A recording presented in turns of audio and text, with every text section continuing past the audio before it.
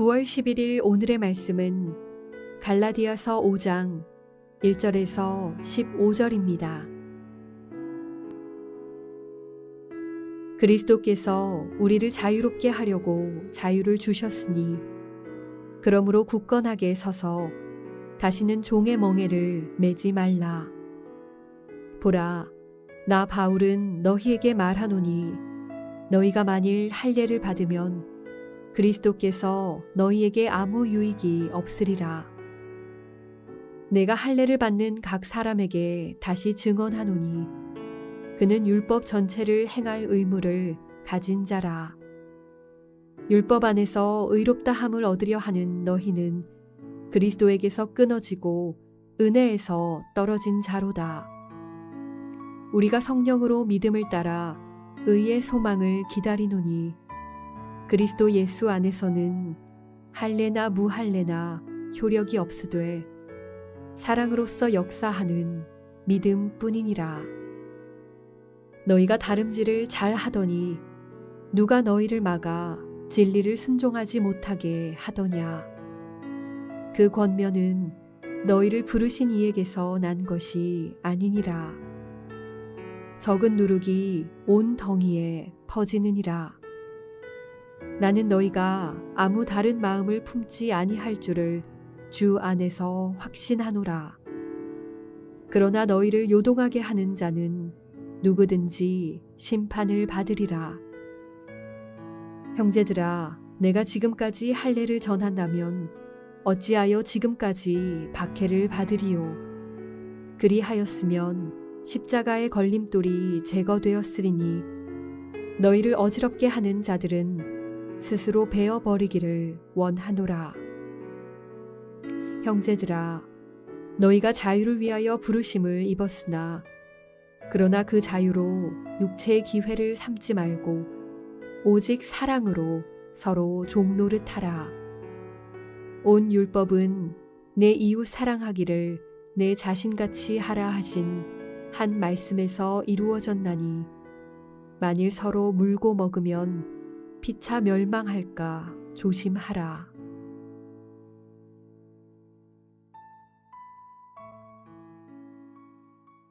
말씀과 함께하는 복된 토요일입니다. 오늘도 말씀으로 우리 자신을 살펴보고 말씀과 함께 승리하는 복된 날 되시기를 주님의 이름으로 축복합니다. 바울은 앞에서 언약의 비유를 통해서 우리가 행위 언약이 아닌 은혜 언약 안에 있음을 말하며 우리에게 자유를 주려고 합니다. 그런데 이 자유가 앞에서 언약의 비유를 통해서 우리가 행위 언약이 아닌 은혜 언약 안에 있음을 말하며 우리에게 자유를 주려고 합니다. 그런데 이 자유가 무엇을 위한 자유일까요? 바울은 오늘 본문에서 우리가 누리는 자유에 대해서 한 번 더 강조하고 이 자유를 주신 하나님의 목적을 알려줍니다. 먼저는 1절부터 6절까지를 통해서 종의 멍에를 매지 말라고 말합니다.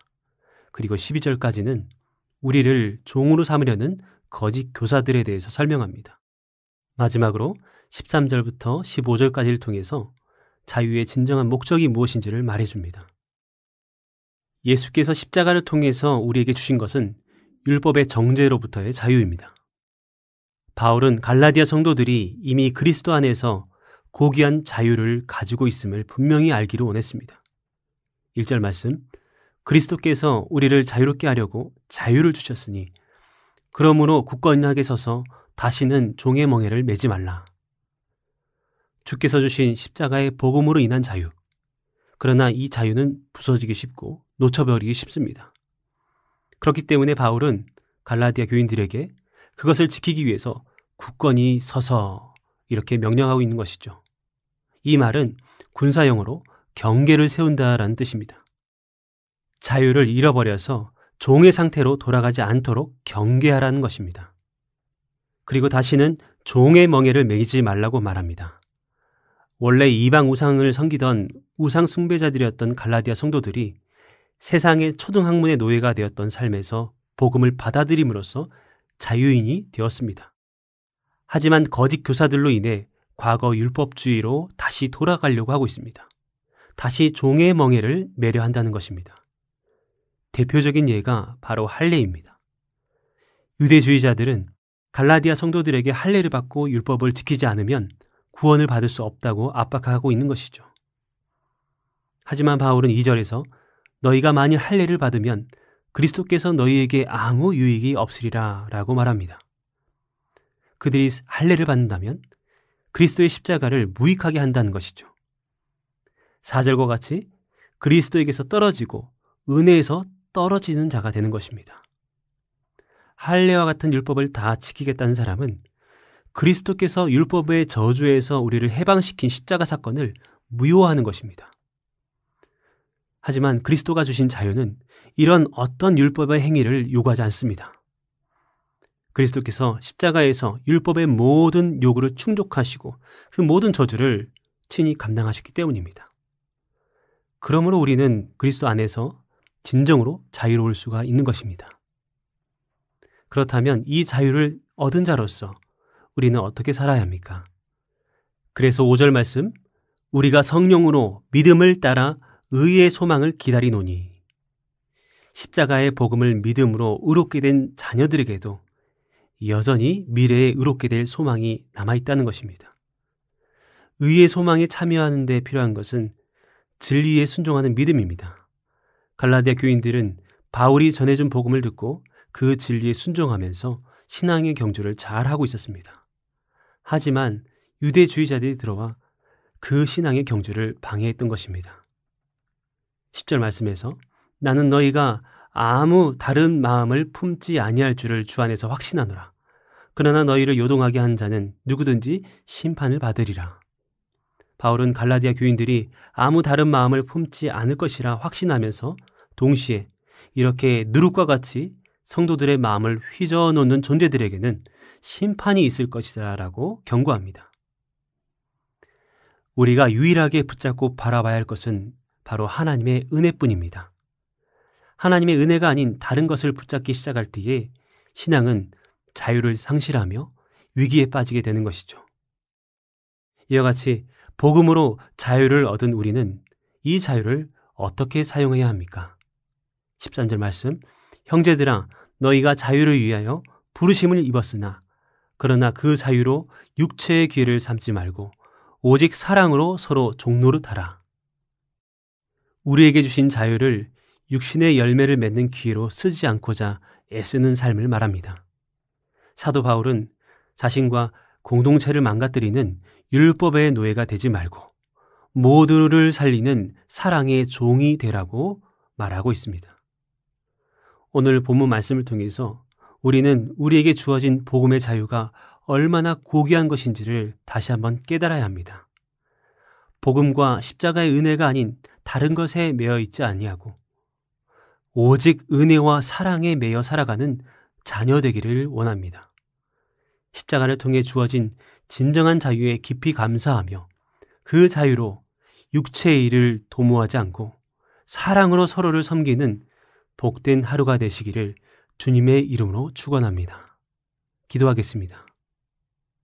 우리를 자유롭게 하시기 위해서 십자가에서 모든 물과 피를 쏟으신 주님, 우리에게 주신 이 복음에 감격하며 오직 하나님의 은혜로만 살아가는 자녀되게 하여 주옵소서. 우리를 억누르고 종되게 하는 그 모든 것에서 벗어나 주 안에서 참된 자유를 누리며 이 자유의 선물로 서로를 사랑으로 섬기는 하나님의 사람들 되게 하여 주옵소서. 예수님의 이름으로 기도합니다. 아멘.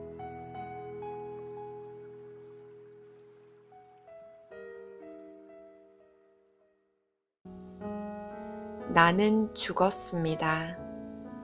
제가 주인이 아니고 예수님이 저의 주인이십니다. 예수님은 십자가에서 죽으시고 부활하셨습니다. 부활하신 예수님을 가슴으로 만나서 따라가며 간증합니다. 사랑하는 가족과 함께 영광스러운 승리를 노래합니다. 나는 죽었습니다. 제가 주인이 아니고 예수님이 저의 주인이십니다.